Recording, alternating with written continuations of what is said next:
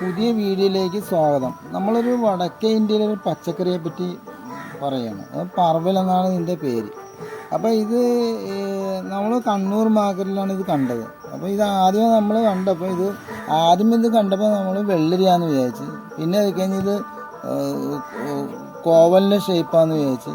പിന്നെ ഇത് പടവലാന്ന് ചോദിച്ചു. പടവലത്തിൻ്റെ ഇത് വരയൊക്കെ ഉണ്ട്. അപ്പോൾ ഇതൊന്നുമല്ല, ഇതിൻ്റെ പേര് പർവലെന്നാണ്. ഇത് അവിടെ ചോദിച്ചപ്പോൾ അവർ പറയുന്നത് ബംഗാൾ സൈഡിൽ നിന്ന് വരുന്നതാണ്. ഇത് ഹിന്ദിക്കാർ ഒക്കെ ബംഗാളികളൊക്കെ കൂടുതൽ വാങ്ങിച്ചുകൊണ്ട് പോകുന്നതാണ് ഇതിന്. അപ്പോൾ ഇതിനെപ്പറ്റി ഒരു വിവരങ്ങൾ കേന്ദ്ര സർക്കാരിൻ്റെ central government of agricultural director general of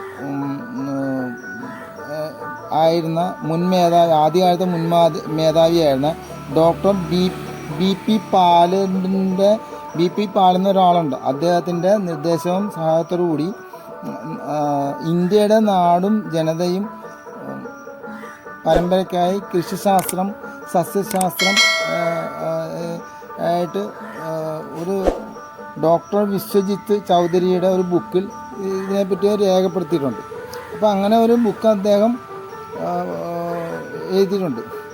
അപ്പോൾ കൃഷിശാസ്ത്രജ്ഞനായ MS സ്വാമിനാഥൻ, ഡോക്ടർ മുഖർജിയുടെ സഹായത്തോടുകൂടിയാണ് ആ ബുക്ക് പബ്ലിഷ് ചെയ്തിരിക്കുന്നത്.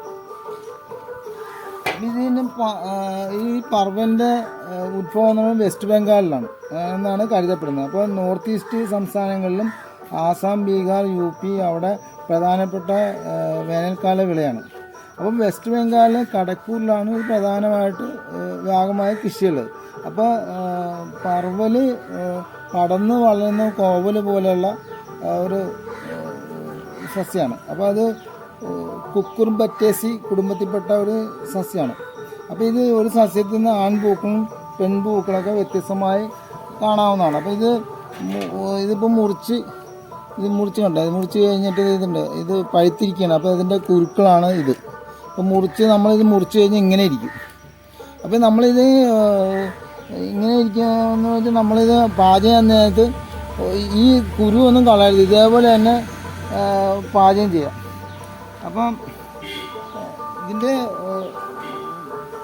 ഒരു സസ്യത്തിൽ നിന്ന് ആൺപൂക്കളും പെൺപൂക്കളൊക്കെ വ്യത്യസ്തമായിട്ട് ചെടിയിൽ കാണുന്നത്. അപ്പോൾ ഇപ്പോൾ ഇത് ദക്ഷിണേന്ത്യയിലൊക്കെ ഇത് കൃഷി ചെയ്യുന്നുണ്ട്. അത് തമിഴ്നാട്ടിലൊക്കെ കൃഷി ചെയ്യുന്നുണ്ട്. അപ്പോൾ ഇത് ആൻറ്റി ഓക്സിഡൻറ്റുകളൊക്കെ ധാരാളം ഉണ്ട്. അപ്പോൾ കൊളസ്ട്രോൾ കുറയ്ക്കാനും ഹൃദയത്തിൻ്റെ ആരോഗ്യത്തിനൊക്കെ മികച്ചതാണ്. പിന്നെ നമ്മുടെ ശരീരത്തിൽ അണുബാധയൊക്കെ മാറ്റാനുള്ള ഒരു കഴിവ് ഈ പച്ചക്കറിക്ക് ഉണ്ടെന്നാണ് പറയണം. പിന്നെ രോഗപ്രതിരോധ ശക്തി കൂട്ടും.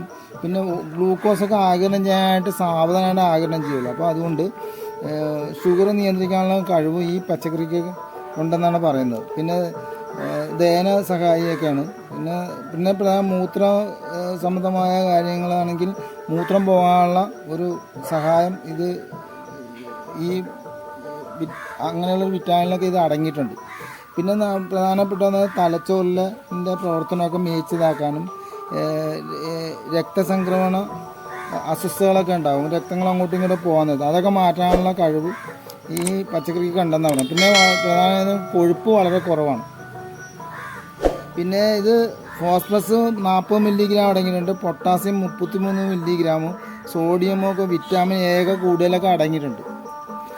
പിന്നെ നമുക്കിത് നേരിട്ട് പച്ചക്കറി ആയിട്ട് കഴിക്കാൻ പറ്റത്തില്ല. പിന്നെ ചിലവർ കഴിക്കുന്നവരുണ്ടായിരിക്കാം, ഇത് കഴിക്കാറില്ലെന്നാണ് പറയണം. അപ്പോൾ നമ്മളിത് പാചകം ചെയ്യുന്ന പറയുമ്പോൾ ഇത് എണ്ണയിൽ വയറ്റി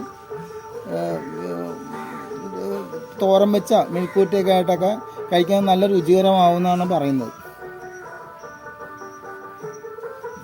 ബംഗാളിൽ പർവല് കൊണ്ട് മീൻ പൊരിക്കുന്ന ഒരു വിഭവം, എണ്ണ ഒഴിക്കുക.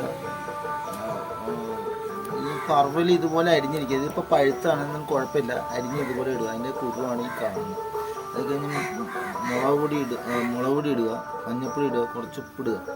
അത് കഴിഞ്ഞ് ഗരം മസാലപ്പൊടി ഇതിലൂടെ ചേർത്തിട്ട് വയറ്റണം. അപ്പോൾ ചെറുതായി മൂപ്പായി കഴിഞ്ഞ് അടച്ചു വെച്ചിട്ട് നല്ലപോലെ വയറ്റി മീൻ പൊരിക്കുന്ന പോലെ ഒരു വിഭവങ്ങൾ ബംഗാളികൾ തയ്യാറാക്കുന്നുണ്ട്. നല്ല ബംഗാളികളുടെ ഇതൊരു പ്രധാന ഭക്ഷണ ഇത്തിരി ഉൾപ്പെട്ട സാധനമാണ്.